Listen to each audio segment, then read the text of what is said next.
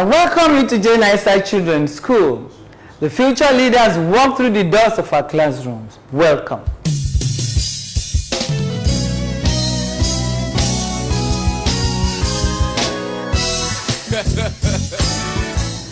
I'm Pastor Mrs. BUKOLA OLADIYUN, the director of JNISSI Children's School.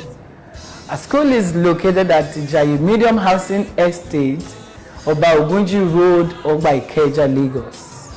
Our vision is to become a world-class Christian educational organization where children with sound morals, impeccable character and integrity are raised for transformational leadership.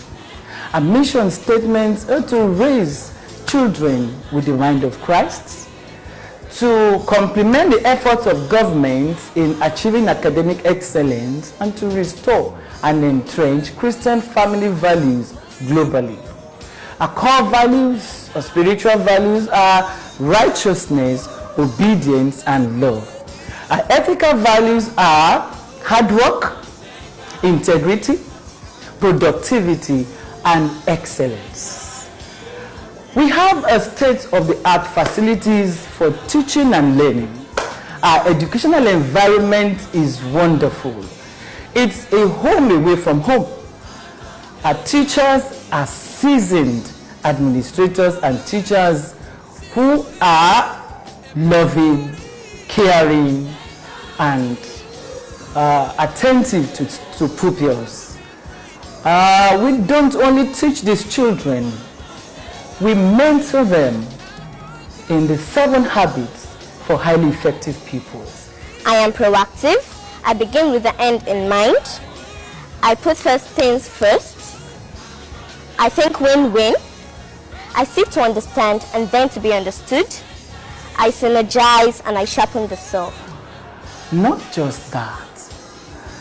Our children are given opportunity to know what it is to exercise their civic duties and responsibilities. We do not superimpose leaders on them. They are given opportunity, even from their elementary years, to know what democratic process is all about. Meaning that they are allowed to campaign, vie for positions, vote and be voted for. And so, right from the elementary years, even before they get to age 18, they know what it is to vote. They know what it is to campaign for positions of their choices and desires. And they know what it is to have to hold free and fair election.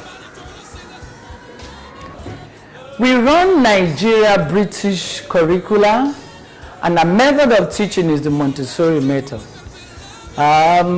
We give our children opportunities to showcase their giftings through specialized programs like Festival of Art. We hold that biannually to give children who are skilled in their affective domain.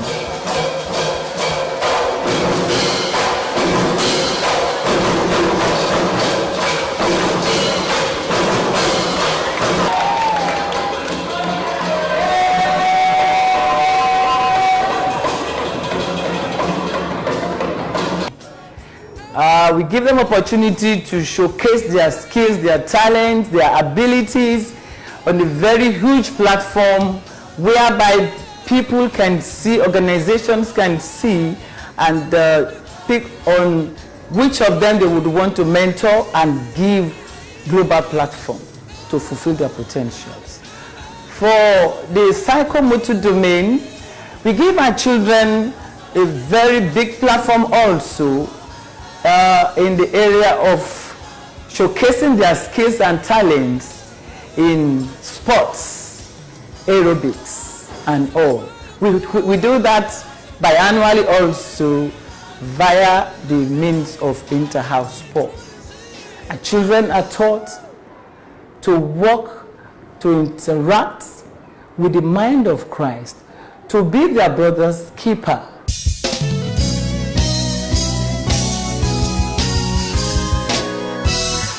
We have something for you, and it's first of its kind. Please enjoy it.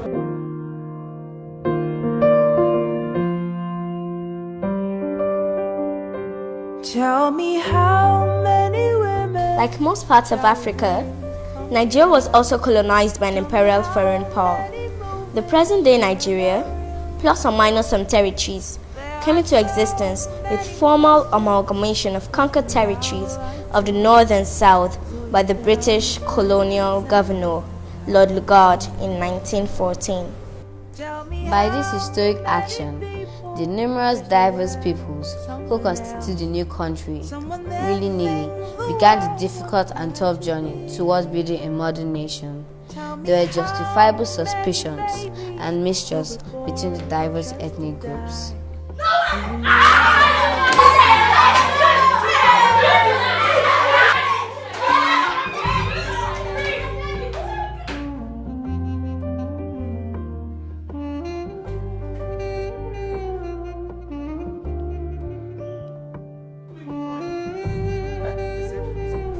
However, over the years, after the amalgamation, through the spirit of give and take by the pioneer leaders and people at large, a national spirit began to manifest to the point where the leaders agreed to work together, if only to kick out British colonialism.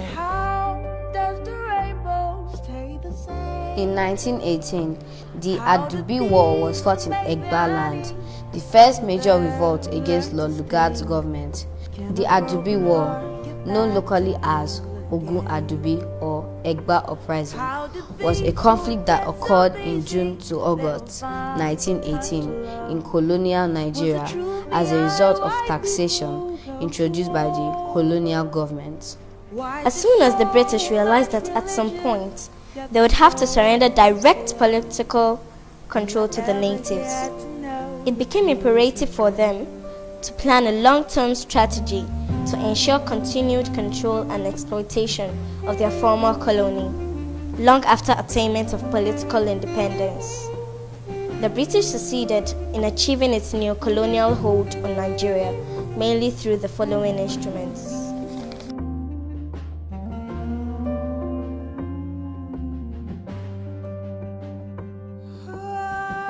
In 1946, Nigeria entered a period of decolonization and growing Nigerian nationalism, with the introduction of regional governments giving Nigerians more opportunities in government. It was a sign of some form of victory as Nigeria gradually moved towards nationalism. And in 1950, a conference of northern and southern delegates was held in Ibadan, preceding the London Constitutional Conference in 1953. It was the first time the North, East, and West met as a body. It was called the Ibadan Conference, and that was where they drafted a constitution, which MacPherson put together. In 1957, Nigeria held a constitutional conference in Lagos, where the North claimed it was not ready for independence, resulting in the booing of northern delegates by Nigerians in the gallery. But this did not stop the introduction of self-government in the western and eastern regions in 1957. This was followed by the self-government introduced in the northern region in 1957. In 1959, Nigeria held its first national election to set up an independent government. Northern politicians won a majority of the seats in the parliament. And a memorable day in the history of Nigeria came on the 1st of October 1960. Nigeria gained independence from the Britain, and Benjamin Nnamdi Azikiwe took over the mantle of leadership.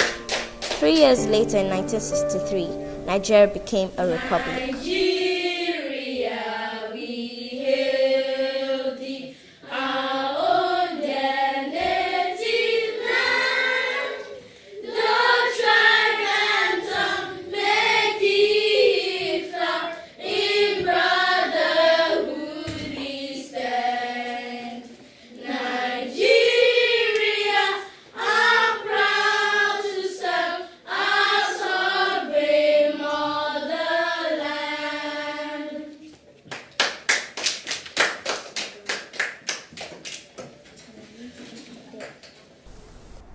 Controversial censors fueled regional and ethnic tensions between 1962 to 1963, and in January 1966, First military coup was led by Major Chukwuma Kaduna Nzogu,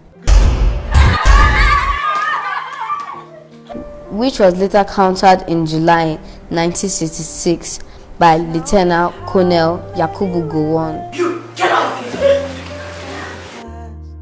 Tell me how many movies turn out real.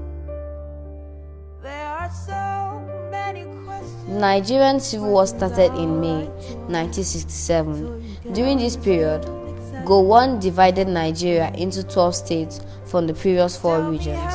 And in January 1970, the Nigerian Civil War ends after various meetings and deliberations. In 1972, Nigeria changes currency from pound to naira and introduced the metric system. If Nigeria is to make rapid progress on all fronts internally, and if she is to make a mark on the continent of Africa and indeed in the Committee of Nations, our youths must be fully mobilized and be prepared to offer willingly and without asking for rewards in return their best in the service of their nation at all times. That was the speech of General Yakubu Gowon during the formal inauguration of NYSC Directorate, June 4th, 1973, a program which is still very active till date. In July 1975, Brigadier Murtala Mohammed leads a coup that topples Gowon, subsequently becoming the head of state. He then created 7 new states and a political transition program, announced which was scheduled to end with handover to civilians on October 1st, 1979. Unfortunately, he did not live to see the outcome of his efforts. General Murtala Mohammed was assassinated in the early morning hours of February 13th, 1976. In October 1979, Obasanjo hands over power to Shehu Shagari. Second Republic begins. Shagari won the 1979 election. During the Shagari regime, Nigeria made a mark in African sporting world in football by winning the African Nations Cup for the first time. However, the Shagari regime was again short-lived by allegations of corruption, including allegations of electoral fraud in the 1983 election.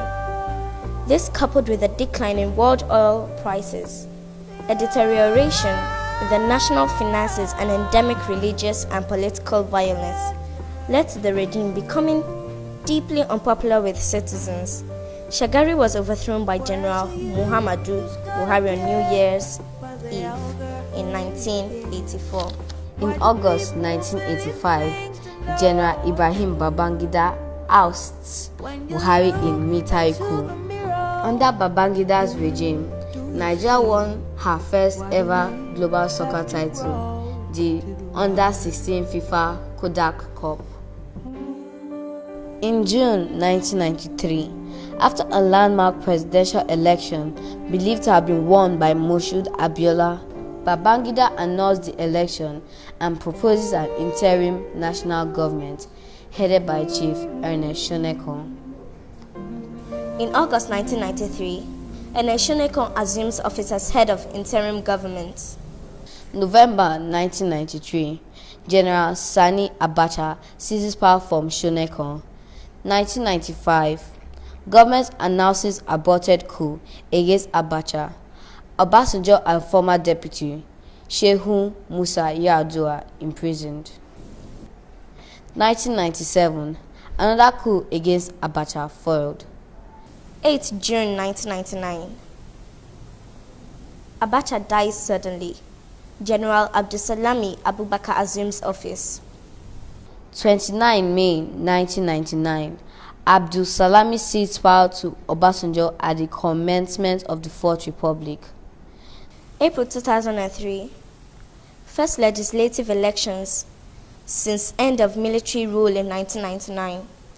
Polling marked by delays, allegations of ballot rigging. President Obasanjo's People's Democratic Party wins parliamentary majority. 2003, Obasanjo wins re-election as president. April 2007, Umaru Yar'Adua, governor of Katsina State, elected president. 2009 August. 2 months offer of a government amnesty for Niger Delta militants comes into force. 2009 November, President Yar'Adua travels to Saudi Arabia for medical treatment. His extended absence triggers a constitutional crisis and leads to calls for him to step down.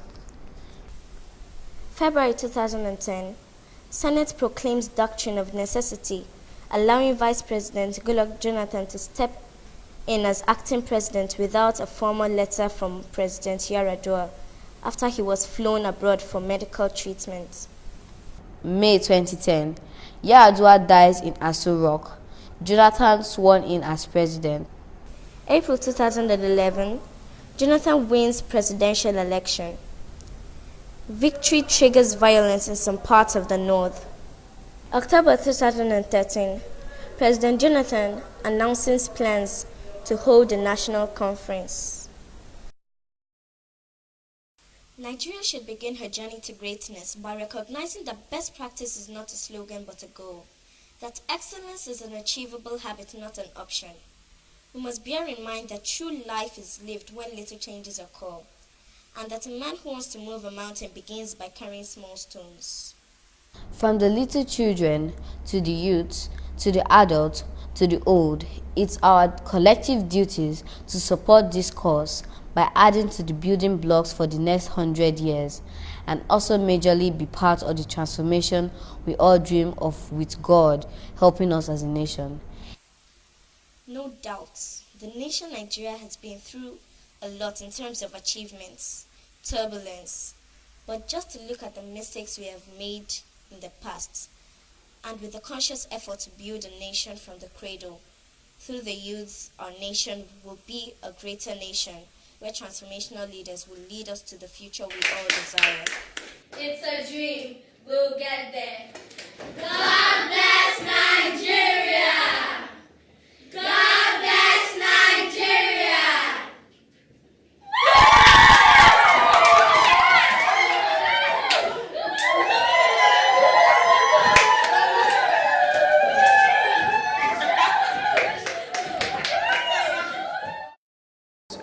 One thing I can assure you of is that you will never regret bringing your child to our school. It's a place to bring your children. You will have rest now and in your old age. Come to JNISSI Children's School. Great happiness here. I welcome you.